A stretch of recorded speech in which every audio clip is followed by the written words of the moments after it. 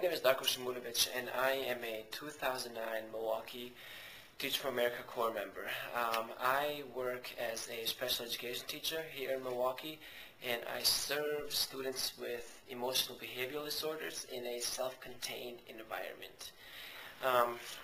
Starting this job, I think one of the hardest and one of the most important lessons I had to learn was basically this idea of being able to suspend judgment. And coming through Institute and Induction, I really thought that I was pretty much the most level-headed person in our Corps. You know, I didn't necessarily freak out about anything. I was very excited to start this experience, and I just couldn't wait to actually be in front of students and to be in a classroom full of, young, eager students that wanted to learn.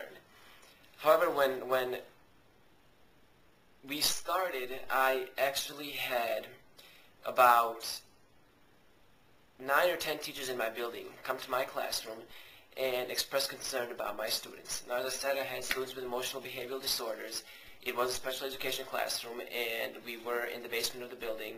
And every single person that I encountered during that first day told me how not only bad my kids were, but they had this notion that my kids could never succeed. And all I had to do was sort of be a babysitter in that classroom and make sure they were okay until the summer break came.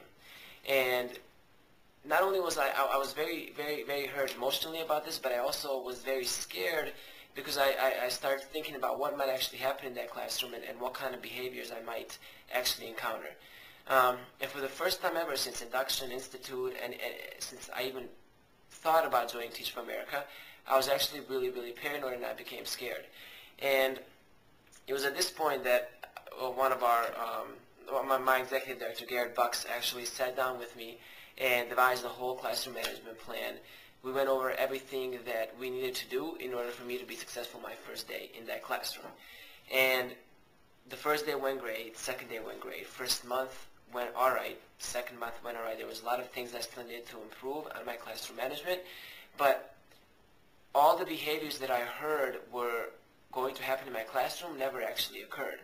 And little by little, I began to realize that every single student in my classroom was still a student that actually wanted to learn, and if pushed the right way, would actually learn what I wanted them to learn.